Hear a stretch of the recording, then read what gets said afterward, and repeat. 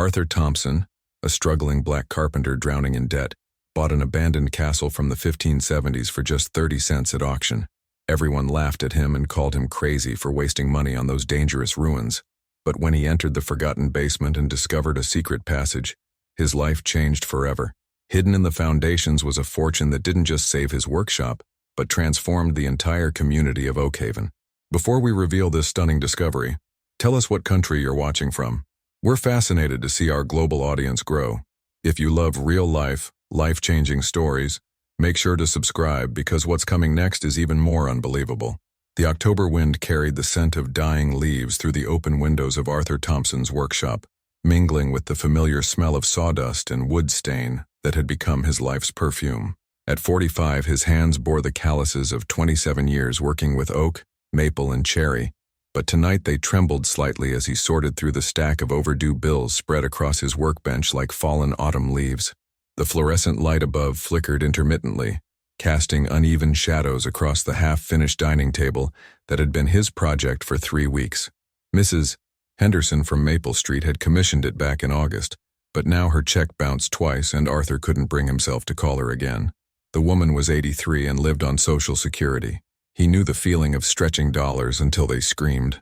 Outside, the streets of Oakhaven, Illinois, stretched quiet and dark. The town's main drag, once bustling with local shops and family businesses, now hosted more for-lease signs than open storefronts.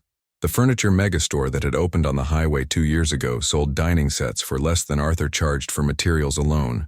Handcrafted furniture, his father used to say, was becoming as obsolete as buggy whips. Arthur's throat tightened as he picked up the photograph tucked between his father's old chisels. James Thompson, master craftsman, stood proudly beside a mahogany bookshelf he'd built for the mayor's office back in 1987. His weathered hands rested on Arthur's shoulders, both of them grinning at the camera. 3 months ago, those same hands had grown cold in a hospital bed, but not before extracting a promise that still echoed in Arthur's mind every morning. Build something that lasts, son. Something that matters. The workshop phone rang, jarring him from his thoughts. Arthur glanced at the caller ID and let it go to voicemail. The bank again. He already knew what they wanted to discuss. A sharp knock at the workshop door made him look up. Through the glass, he saw Deputy Miller's familiar silhouette, hat in hand, expression apologetic. Arthur's stomach dropped. He knew what this meant. "Arthur," Miller said when he opened the door. "Sorry to bother you this late, got some papers for you." The eviction notice felt heavier than the hardwood planks stacked against the wall. 60 days.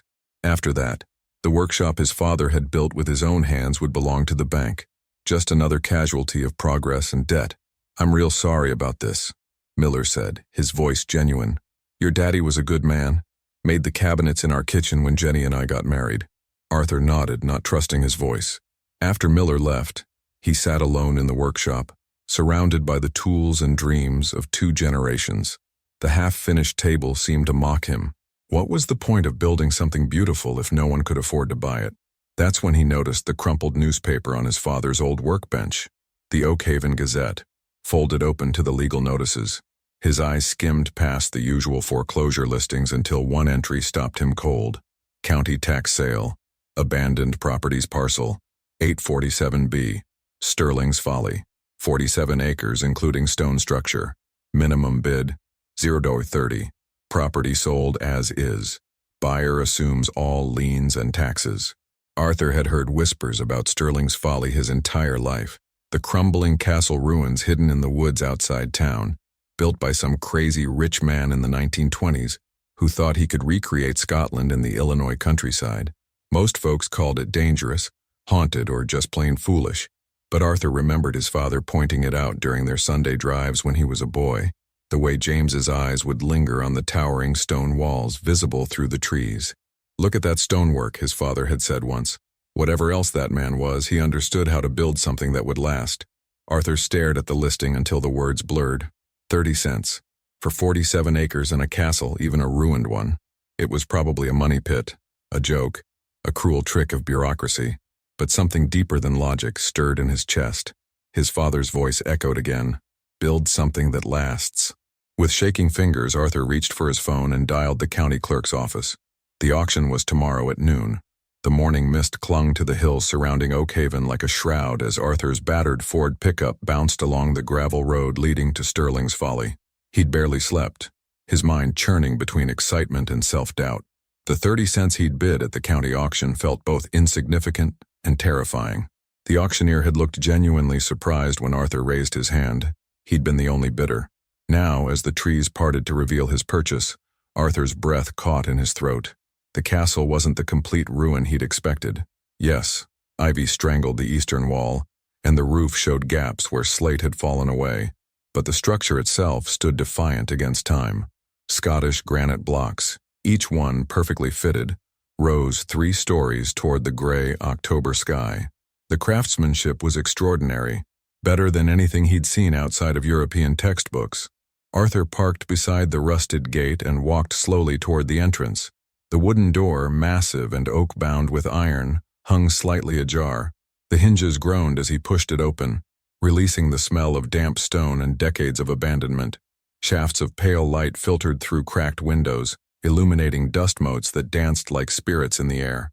The great hall stretched before him, its vaulted ceiling disappearing into shadows.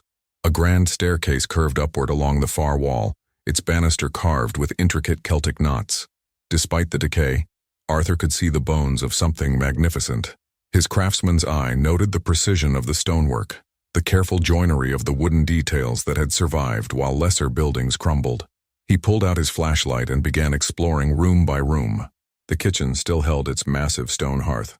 The dining hall boasted a table hewn from a single oak tree, warped but unbroken. Each room told a story of ambition and artistry, of someone who had spared no expense to create something timeless. It was in the library that Arthur made his first real discovery.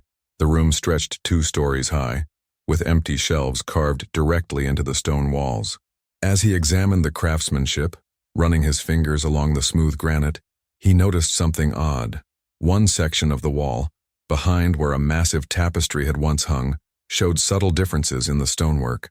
The pattern was slightly off, as if this portion had been added later. Arthur pressed against the stones, testing their stability. His fingers found a small depression in one block, perfectly sized for a thumb. When he pressed it, something clicked deep within the wall. A section of the bookshelf swung inward with surprising smoothness, revealing a narrow passage beyond. His heart hammered as he shined his flashlight into the opening. Stone steps descended into darkness, their surfaces worn smooth by countless footsteps. The air that drifted up carried a different scent, not the musty decay of the castle above, but something drier, more preserved. Against every instinct that screamed danger, Arthur stepped through the hidden doorway and began his descent. The passage ended in a small chamber, its walls lined with the same precise stonework as the castle above. But this room served a different purpose. Ancient mechanisms filled one corner, gears and levers that looked like something from a medieval clockwork. Arthur's flashlight beam revealed their purpose, an elaborate counterweight system that controlled the hidden door above. More intriguing were the symbols carved into the wall beside the mechanisms. A family crest featuring a tree with deep roots, surrounded by the words, Virtus et Industria, virtue and hard work. Below it, barely visible in the stone, were initials, AS, and a date, 1924. Arthur traced the letters with his finger, feeling the careful precision of the carving. Someone had spent considerable time and skill creating this hidden chamber. But why? What had Alistair Sterling been hiding down here? As he turned to leave, his flashlight caught something else. Another passage, narrower than the first, led deeper into the earth. The practical part of his mind urged caution. He was alone, with no one knowing where he'd gone. But the craftsman in him, the part that had inherited his father's curiosity about beautiful things, pulled him forward. This second passage felt different, older. The walls here weren't the precise Scottish stonework of the castle above, but rougher hewn blocks that seemed to predate Sterling's construction. After 50 feet of careful progress, the passage opened into a vast underground chamber. Arthur stopped dead, his flashlight beam trembling in his hand. The room stretched beyond the reach of his light, but what he could see defied belief. Wooden chests lined the walls, dozens of them, each one built from oak and reinforced with iron bands. They weren't rotting storage boxes, but carefully crafted containers, designed to preserve their contents across decades. He approached the nearest chest with the reverence of a man entering a cathedral. The lock had long since corroded away, and the lid opened with only slight resistance. Arthur's flashlight beam fell upon something that made his knees weak. Gold. Not just a few coins, but hundreds of them, gleaming dully in the artificial light. Elizabethan sovereigns, Spanish doubloons, American eagles from the 1800s. His trembling hands lifted one coin. It was heavy, real, worth more than he'd made in the past 6 months. But this was only the beginning. The second chest contained silver ingots, each one stamped with hallmarks Arthur didn't recognize. The third held jewelry, necklaces, rings, and brooches that spoke of old European craftsmanship. As he moved from chest to chest, his excitement gave way to something approaching terror. This wasn't just treasure. This was a fortune beyond imagination. In the center of the chamber sat a simple wooden desk, its surface covered by an oilcloth that had protected whatever lay beneath. Arthur lifted the cloth with shaking hands and found a leather-bound journal, its pages yellow but intact. The first entry, written in careful script, bore the date September 15th, 1924. The transfer is complete. Lady Margaret's dowry, saved from the chaos in Scotland, now rests safely beneath American soil. She would understand, I believe, that sometimes preservation requires concealment. What the old world could not protect, the new world must guard until safer times return. Arthur's legs gave out, and he sat heavily on the stone floor. Lady Margaret's dowry, a Scottish noble's fortune, hidden away by Alistair Stirling during some long-forgotten crisis. And now, through a twist of bureaucratic fate, it belonged to him. As the magnitude of his discovery sank in, Arthur felt the weight of more than gold settling on his shoulders. This wasn't just treasure, it was responsibility. Someone had trusted Stirling to guard this fortune, and Stirling had trusted the earth itself to keep it safe. But now that trust had passed to a small-town carpenter, whose own world was crumbling around him, Arthur didn't sleep that first night. He sat at his kitchen table staring at the single gold coin he'd brought home, turning it over and over in his calloused hands. The Elizabethan sovereign caught the light from his reading lamp, its surface worn smooth by centuries of handling. Queen Elizabeth I gazed back at him with regal indifference, as if mocking his small-town existence. He'd returned to the castle 3 times in the past week, each visit revealing more of the impossible truth. 47 chests in total, each one filled with treasure that belonged in museums. His rough calculations put the value somewhere north of $400 million, more money than had probably ever existed in Oakhaven at one time. The irony wasn't lost on him. 2 weeks ago, he couldn't afford to keep his workshop open. Now he sat on a fortune that could buy the entire town twice over. Yet he felt more trapped than ever. Arthur opened Alistair Stirling's journal again, reading the entries by lamplight. The man's story unfolded like something from a history book. Stirling had made his fortune in steel during the industrial boom, but his heart belonged to the old country. When political upheaval threatened the estates of Scottish nobility in the early 1920s, Stirling had offered sanctuary for their treasures. October 3rd, 1924. Lady Margaret MacLeod arrived today with the last shipment, 40 years of her family's accumulation, saved from the estate seizures. She wept as we sealed the final chest. "Promise me," she said, "that someone worthy will find this someday, someone who understands that wealth means nothing without purpose." Arthur's throat tightened. He thought of his father's hands, building kitchen cabinets for newlyweds who couldn't afford to shop anywhere else. James Thompson had understood purpose, had lived it every day until cancer took him.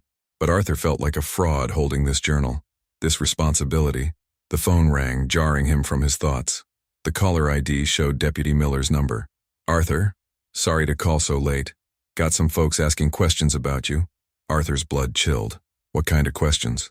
"Couple of strangers were at Dolly's diner this afternoon. City types, asking about who bought Stirling's Folly. Dolly told them it was county business, but they seemed awful interested. Just thought you should know." After Miller hung up, Arthur walked to his window and peered through the curtains. The street lay empty under the streetlights, but he couldn't shake the feeling of being watched. Word travels fast in small towns, and his successful bid at the tax auction had probably raised eyebrows. A broke carpenter buying a castle, even for 30 cents, made for good gossip. Over the next few days, the paranoia grew. A black sedan parked across from his workshop for hours before driving away. His mail went missing twice. When he stopped at Thompson's Hardware for supplies, the clerk mentioned that someone had been asking about Arthur's recent purchases. specifically whether he'd bought any heavy-duty lighting equipment. Arthur found himself checking over his shoulder constantly, varying his routes to the castle, parking in different locations. He'd moved most of Sterling's journal to his workshop, hiding it beneath the floorboards where his father used to keep his most valuable tools. Each entry revealed more of the treasure's history, and more of Sterling's growing isolation. November 15th, 1924. The locals think I've gone mad building my folly in the woods. If only they knew what I'm really protecting. But perhaps it's better this way. Mad rich men are dismissed, ignored. That serves my purpose well. Arthur understood that feeling now. The weight of the secret pressed down on him like a physical force. He'd stopped eating regularly, lost 15 pounds, and caught himself talking to his father's photograph more than to living people. The treasure had become both salvation and curse. It was during one of his late-night reading sessions that Arthur discovered Sterling's most troubling entry. December 22nd, 1924. I fear I've made a terrible mistake. Lady Margaret's nephew arrived today, demanding his family's inheritance. He brought lawyers, threats, insinuations about theft and fraud. I tried to explain about preservation, about waiting for safer times, but he sees only greed in my actions. Perhaps he's right. Perhaps I've become no better than a common thief, hiding behind noble intentions. Arthur's hands shook as he read the final entries. Sterling's handwriting grew erratic, desperate. January 10th, 1925. They've frozen my accounts, threatened legal action. The nephew claims I've stolen his birthright, but he doesn't understand. If I release the treasure now, it will be scattered, sold, lost forever. Lady Margaret made me promise to find someone worthy. I pray I haven't failed her trust. The journal ended there. Arthur knew from local history that Sterling had died in 1925, apparently of a heart attack brought on by legal troubles. The castle had stood empty ever since, its secret buried with its guardian. Now Arthur faced the same impossible choice that had killed Alistair Sterling. Keep the treasure hidden and live with the guilt of hoarding what wasn't his, or reveal it and watch centuries of careful preservation vanish into the hands of lawyers, tax collectors, and distant relatives who saw only dollar signs. He thought of his father's words, build something that lasts. But what good was building if no one could afford what you made? What good was craftsmanship in a world that valued cheap and disposable? The breakthrough came on a gray Thursday morning when Arthur was examining one of the smaller chests. Beneath the gold coins, his fingers found something different, a leather portfolio tied with ribbon. Inside were architectural drawings, detailed plans for expansions to the castle that Sterling had never built, a workshop, a school, dormitories for students. Arthur spread the papers across the stone floor, his flashlight revealing Sterling's vision. The man hadn't just been hiding treasure, he'd been planning something larger. At the bottom of the final drawing in Sterling's careful script were the words, "For the preservation and teaching of the old ways." Understanding hit Arthur like a physical blow. Sterling hadn't been a hoarder or a thief. He'd been trying to build exactly what Arthur's father had dreamed of, a place where craftsmanship mattered, where skills passed from master to apprentice, where beautiful things were made to last.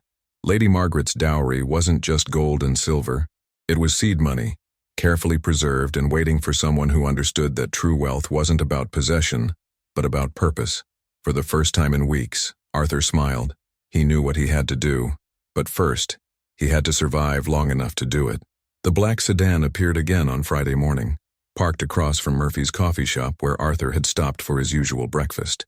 Through the diner's window, he watched two men in dark suits sit motionless in the front seats, their attention fixed on the street. When Arthur paid his check and walked to his truck, the sedan's engine started. Arthur's hands trembled as he gripped the steering wheel. Instead of heading straight to the castle, he drove the long way around town, taking back roads through the cornfields. The sedan followed at a distance, professional and patient. These weren't local curiosity seekers or reporters. These were people who knew how to watch without being seen, and they'd made a mistake by letting Arthur spot them. He pulled into the parking lot of St. Michael's Catholic Church and sat for 20 minutes pretending to read his phone while watching the mirrors. The sedan waited at the corner, engine running. Finally, Arthur drove home, parked in his garage, and didn't emerge for the rest of the day. That evening, Deputy Miller knocked on his door again. "Arthur, we need to talk." Miller's usual easy manner had been replaced by something harder, more official. Arthur invited him in, his stomach churning. "Had some interesting visitors at the station today." Miller said, settling into Arthur's father's old recliner. Federal types. Treasury Department, they said, asking about currency smuggling, tax evasion, whether we'd noticed any unusual financial activity in town. Arthur kept his expression neutral, but his pulse hammered in his ears. What did you tell them? Told them Oakhaven's not exactly a hotbed of high finance, Miller said with a dry smile. But they seemed real interested in property transfers, recent purchases. Asked specifically about the Sterling place. He paused, studying Arthur's face. Anything you want to tell me? The weight of the secret pressed down like a physical force. Miller had been his father's friend, had taught Arthur to fish when he was 12, but federal investigators meant serious consequences, the kind that could land Arthur in prison for the rest of his life. Just bought some land, Tom, Arthur said carefully. Nothing illegal about that. Miller nodded slowly. No, it ain't. But these folks seem to think someone might be using abandoned properties to hide assets. Money laundering, they called it. He leaned forward. Arthur, if you've stumbled into something over your head, now's the time to say so. I'd rather help you than arrest you. After Miller left, Arthur sat in the dark, his mind racing. The federal interest changed everything. If the Treasury Department was investigating, they probably had leads he couldn't imagine. Financial records, electronic surveillance, maybe even tips from informants. The idea that he could keep the castle's secret indefinitely seemed suddenly naive. He thought about Sterling's final journal entries, the paranoia and isolation that had consumed the man. Arthur was walking the same path, and it led to the same dead end. The next morning brought worse news. Arthur arrived at his workshop to find the lock cut and the door standing open. Nothing seemed to be missing. His tools were still in place, the half-finished furniture undisturbed. But someone had been here, searching carefully, professionally. They'd even found his hiding spot beneath the floorboards, though Sterling's journal remained where Arthur had left it, apparently uninteresting to whoever had broken in. Arthur's hands shook as he examined the scene. The searchers had been looking for something specific, and they'd been disappointed not to find it. That meant they knew about the treasure, or at least suspected it. The question was how much they knew and how long Arthur had before they found what they were looking for. That afternoon, Arthur made a decision that felt like stepping off a cliff. He drove to the offices of Henderson & Associates, the only law firm in town, and requested a meeting with Sarah Henderson, the founder's daughter, who'd taken over the practice after her father's retirement. Sarah was Arthur's age, a sharp woman who'd returned to Oakhaven after practicing corporate law in Chicago. She listened without interruption as Arthur told her an abbreviated version of his discovery, omitting the specific details about federal investigators and the magnitude of the treasure. So you're saying you found some valuable antiques in the castle? Sarah asked, leaning back in her chair. Something like that, Arthur said. I need to know my legal position. If I found property on land I own, what are my obligations? Sarah pulled out a legal pad and began taking notes. Generally speaking, if you purchase property and discover items left by the previous owner, those items become yours unless there's evidence they were stolen or placed there illegally. The key question is whether the previous owner had legal title to the items in question. Arthur's mouth went dry. What if the previous owner was holding them for someone else? That complicates things significantly, Sarah said. If Sterling was acting as a trustee or custodian, then the beneficial ownership might belong to someone else. You'd need documentation proving Sterling's authority to possess the items and evidence of what happened to the original owners. Arthur left the law office feeling worse than when he'd arrived. The legal complexities were staggering, and that was before considering the federal investigation. If he revealed the treasure now, he'd be lucky to avoid prison, let alone keep any of it for his father's dream of a craftsman's school. But as he drove home through the gathering dusk, Arthur noticed something that made his blood freeze. The black sedan was back, but it wasn't alone. A second car, a dark SUV, followed behind it, and when Arthur turned into his neighborhood, a third vehicle, a panel van, was already parked on his street. Arthur drove past his house without stopping, his mind racing. 3 vehicles meant a significant operation, not just casual surveillance. They were preparing for something, probably a search warrant or an arrest, maybe both. He pulled into the parking lot of the abandoned Woolworths on Main Street and called Sarah Henderson. I need to ask you something off the record, he said when she answered. Arthur, if you're in trouble, hypothetically, he interrupted. If someone discovered historical artifacts on their property, and they wanted to preserve them properly to honor the original owner's intentions, What would be the best way to do that? Sarah was quiet for a long moment. Hypothetically, the most defensible position would be to establish a foundation or trust dedicated to preservation and education. That would demonstrate good faith and public benefit, which courts tend to look favorably upon. How long would something like that take? If you had all the documentation in order? A few days for the paperwork, maybe a week for the approvals. Arthur closed his eyes. He didn't have a week. He probably didn't have until morning. Sarah, I need to see you first thing tomorrow, and I need you to prepare incorporation papers for a foundation. Call it, he thought of Sterling's architectural drawings, the school that was never built. Call it the Sterling Thompson Heritage Foundation. Arthur, what are you planning? Something my father would be proud of, Arthur said and hung up. He sat in the empty parking lot for another hour, watching the shadows lengthen as the sun set behind the abandoned storefronts. Tomorrow he would make the choice that would either save him or destroy him. He would trust in the same principle his father had taught him from childhood, that good work, honestly done, was its own reward, even if it cost him everything. Arthur didn't go home that night. Instead, he drove to the castle through back roads, parking deep in the woods where his truck couldn't be seen from the main road. The federal surveillance team would expect him to return home eventually, giving him precious hours to prepare for what might be his last visit to Sterling's hidden chamber. By flashlight, he worked methodically through the treasure room, not to steal or hide anything, but to document everything. Using his phone's camera, he photographed each chest, each significant artifact, each page of Sterling's journal. If the government seized everything tomorrow, at least there would be a record of what Alastair Sterling had preserved. In the journal's final pages, Arthur found something he'd missed before. A letter tucked between the back cover and the binding. The paper was different, older, written in a woman's careful script. My dear Mr. Sterling, I entrust to your care not merely gold and silver, but the memory of my family's 7 centuries in Scotland. These treasures have survived wars, famines, and the rise and fall of kings. I pray they will survive whatever storms America may face, and that someday they will serve a purpose greater than mere wealth. Find someone who understands that true legacy is not what we keep, but what we give. With deepest gratitude, Lady Margaret MacLeod. Arthur read the letter 3 times, feeling the weight of history in his hands. Lady Margaret hadn't been hiding money. She'd been preserving heritage, and she'd trusted Sterling to find someone who would continue that preservation, not for personal gain, but for something larger. As dawn approached, Arthur made his final preparations. He carefully returned everything to its place, sealed the hidden chamber, and drove to Sarah Henderson's office, arriving before she'd even unlocked the door. Arthur, Sarah looked startled. It's 7 in the morning. I know. We need to move fast. Arthur handed her a manila envelope containing printouts of the photos he'd taken. I want to show you something, but first I need your promise that everything I tell you is protected by attorney-client privilege. Sarah unlocked her office and gestured for Arthur to sit.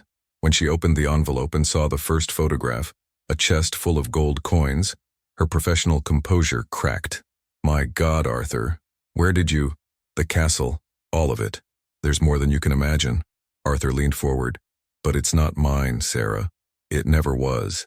It belongs to Lady Margaret MacLeod's memory, and to Alastair Sterling's dream, and to something bigger than any one person. Over the next hour, Arthur told her everything. The hidden chamber, the journal entries, the federal surveillance, his growing certainty that keeping the treasure for himself would be both morally wrong and practically impossible. Sarah listened without interruption, her legal mind processing the implications.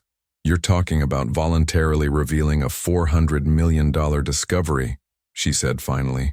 The government will want taxes. Foreign governments might claim ownership. Distant relatives could sue.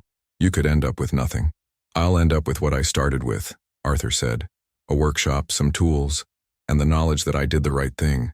But maybe if we structure this correctly, we can save Sterling's dream and my father's at the same time. Sarah was quiet for a long moment, studying the photographs. You want to donate everything to a foundation? Not donate, establish. Use the treasure as an endowment for exactly what Sterling planned. A school for traditional crafts, a place where the old ways are preserved and taught. Make the castle itself part of the mission, restored as it was meant to be. The legal complications will be enormous. But possible? Sarah nodded slowly. Possible. Difficult, expensive, time-consuming, but possible. We'd need historians to verify the provenance, appraisers for the insurance, negotiations with multiple government agencies. And we'd need to move fast if there's really a federal investigation. How fast? If you're serious about this, we start today. I'll call some contacts from my Chicago days, people who specialize in cultural heritage law. We'll need a board of directors, mission statements, preliminary valuations. She paused. Arthur, are you absolutely certain about this? Once we file the paperwork, there's no taking it back. Arthur thought of his father's hands, shaping wood into something beautiful and lasting. He thought of Lady Margaret's letter, trusting a stranger to honor her family's legacy. He thought of Sterling's architectural drawings, the school that was never built. I'm certain. 3 hours later, Arthur stood in Sheriff Patterson's office with Sarah beside him, facing a room full of federal agents who looked distinctly unhappy to have their investigation preempted. Treasury Agent Rebecca Chase, a sharp-eyed woman in her 40s, led the questioning. Mr. Thompson, you're claiming you discovered this treasure by accident and are voluntarily reporting it? That's correct. And you have no intention of keeping any of it for yourself? None. The Sterling Thompson Heritage Foundation will hold the collection in trust for educational purposes, exactly as the original owner intended. Agent Chase exchanged glances with her colleagues. Arthur could see the frustration in their faces. They'd been building a case around tax evasion and money laundering, only to have their target voluntarily confess and surrender everything. We'll need to verify the provenance of every item, Chase said finally. This investigation isn't over. We understand, Sarah replied. Mr. Thompson is committed to full cooperation. The foundation will provide complete transparency and public access to all documentation. After the agents left to secure the castle and begin their inventory, Arthur and Sarah sat alone in the sheriff's office. Arthur felt simultaneously relieved and terrified. He'd crossed the point of no return, but he still didn't know if he'd chosen salvation or destruction. What happens now? He asked. Now we build something, Sarah said. Something your father would be proud of, and something that honors everyone who trusted you with this responsibility. Arthur nodded, thinking of the empty workshop where his father had taught him that good work was its own reward. Soon, if everything went according to plan, that workshop would be part of something larger, a place where craftsmanship mattered, where beauty was valued over profit, where the old ways would survive into the future. It wouldn't be easy. The legal battles would drag on for months, maybe years. But for the first time since his father's death, Arthur felt like he was building something that would last, something that mattered. 6 months later, Arthur stood in what had once been the castle's great hall, now filled with the sound of hammers, saws, and voices raised in purpose. Sunlight streamed through newly restored windows, illuminating dust motes that danced above workbenches where a dozen students bent over their projects. The Sterling Thompson Heritage Foundation had become reality. The federal investigation had taken 4 months to conclude. Agent Chase and her team had cataloged every coin, every artifact, every page of Sterling's journal. Historians from Northwestern University had verified the provenance of Lady Margaret's dowry.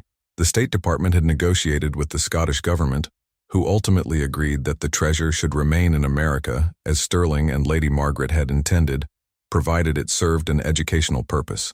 The final valuation had shocked everyone, $487 million, making it one of the largest private historical collections in the United States. But Arthur felt no regret as he watched the money transform into something tangible and lasting. The castle itself had been stabilized and partially restored, its great hall converted into workshops for woodworking, metalworking, and stone carving. The basement treasure chamber had become a museum, with Lady Margaret's letter displayed prominently beside Sterling's architectural drawings. Visitors came from across the Midwest to see both the collection and the craftsmen at work, learning that treasure could be measured in more than gold. Mr. Thompson? A young voice interrupted his thoughts. Arthur turned to see Marcus Williams, a 17-year-old from Chicago, whose mother had enrolled him in the Foundation's summer program after he'd been arrested for vandalism. The boy had never held a chisel before arriving at Sterling's Folly, but his hands showed natural talent. What is it, Marcus? I finished the joint you showed me. Marcus held up a piece of oak, its dovetail joint cut with precision that would have impressed Arthur's father. Think it's ready for the frame? Arthur examined the work, running his fingers along the smooth edges. Beautiful work. Your grandfather would be proud. Marcus's grandfather had been a cabinet maker in Mississippi before arthritis ended his career. The boy had inherited more than just his hands. Mr. Thompson? This time it was Sarah Henderson approaching with a manila folder and a smile that mixed exhaustion with satisfaction. As the Foundation's legal counsel and board member, she'd spent the past months navigating bureaucracy with the tenacity of someone who believed in the mission. The final permits came through, she said. We can break ground on the dormitory next month, and the Department of Education approved our application for certification. We'll be able to offer accredited apprenticeships starting in the fall. Arthur nodded, feeling the weight of accomplishment. The dormitory would house students from across the country, young people like Marcus who needed more than just job training. They needed purpose, pride in work well done, connection to something larger than themselves. There's something else, Sarah continued. I got a call from the MacLeod Foundation in Edinburgh. Lady Margaret's great-grand-nephew wants to visit, to see what we've built with his family's legacy. Arthur's throat tightened. In all the months of legal wrangling and construction, he'd sometimes wondered what Lady Margaret would think of his choices. Her letter remained framed on his office wall, a daily reminder that he was the custodian of more than just objects. That evening, after the students had returned to their temporary housing in town, Arthur walked alone through the castle. In Sterling's old study, he'd created his own office, furnished simply with a desk his father had built and the tools he'd inherited. The oak dining table he'd been working on when the eviction notice arrived now served as his conference table, finally finished and finally serving its purpose. He pulled out a letter he'd been writing for weeks, never quite finding the right words. Dear Lady Margaret, I know you've been gone for nearly a century, but I wanted you to know what became of the trust you placed in Mr. Sterling, and that he placed in me. Your family's treasures didn't just survive, they're thriving. They're teaching young hands to create beauty, passing on skills that were in danger of being lost, proving every day that the most valuable inheritance isn't what we keep, but what we give. The boy from Chicago who couldn't read when he arrived now carves Celtic knots that would honor your ancestors. The girl from Detroit who'd never seen a treehouse is building furniture that will last generations. Your gold and silver have become something more precious. Hope, Mr. Sterling's dream of a school is real now. Students come from everywhere, some fleeing poverty, others running from trouble, all searching for purpose. They find it here, in the weight of good tools and the satisfaction of work done right. They learn that their hands can create, not just consume. I think about you often, wondering if this is what you envisioned when you trusted a stranger with your family's legacy. I hope it is. I hope you know that what you preserved didn't just survive the storms you feared. It became shelter for others. Arthur set down his pen, unable to finish. How could words capture what this place had become? The transformation wasn't just in the building or the students. It was in himself. 6 months ago, he'd been a failed carpenter facing eviction. Now he was Arthur Thompson, master craftsman and director of the Sterling Thompson Heritage Foundation, a man his father would recognize and approve of. A soft knock interrupted his thoughts. Marcus Williams stood in the doorway, cap in hand, looking uncertain. Mr. Thompson, sorry to bother you, but I wanted to ask something. Come in, Marcus. What's on your mind? The boy settled into the chair across from Arthur's desk, his eyes focused on his hands. My mom called today. She wants me to come back to Chicago, start my senior year at my old school. Says I've learned enough here for the summer. Arthur waited, sensing there was more. But I don't want to go back, Marcus continued. I mean, I love my mom, but back there I was nothing. Just another kid from the projects, probably headed for trouble or worse. Here, he gestured around the office toward the workshops beyond. Here I'm building something, learning something that matters. My hands feel different now, you know? Like they're meant for more than just getting by. Arthur leaned back in his chair, remembering his own 17-year-old self, uncertain and searching for purpose. What are you asking me, Marcus? I'm asking if I can stay. Finish school here through the program, keep learning the craft.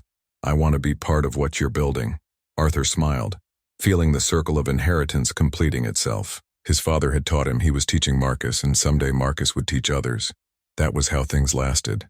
Not through preservation alone, but through continuation. I think we can arrange that, Arthur said. But you'll need to call your mother. And you'll need to understand that this isn't just about learning woodworking. It's about becoming the kind of person who builds things that last. Marcus grinned, the first genuine smile Arthur had seen from him. Yes, sir, I understand. After the boy left, Arthur returned to his letter. But instead of trying to find perfect words for Lady Margaret, he simply wrote, "Thank you for trusting us with tomorrow." Outside, the October wind carried the scent of wood shavings and fresh varnish through the castle windows. In the workshops below, half-finished projects waited for mourning hands, and in the restored chambers, Sterling's treasure gleamed under museum lights, telling its story to visitors who came seeking beauty and left understanding legacy. Arthur Thompson had bought a castle for 30 cents and discovered a fortune worth nearly $500 million. But sitting in his simple office, surrounded by the sounds of learning and creation, he knew the real treasure wasn't what he'd found beneath the floor. It was what he'd built above it. The end. If you enjoyed this story of hidden treasures and second chances, don't forget to subscribe for more incredible discoveries. Share this with someone who believes that the most valuable things in life aren't always measured in gold. And remember, sometimes the greatest fortunes are found not by those who seek wealth but by those who seek purpose.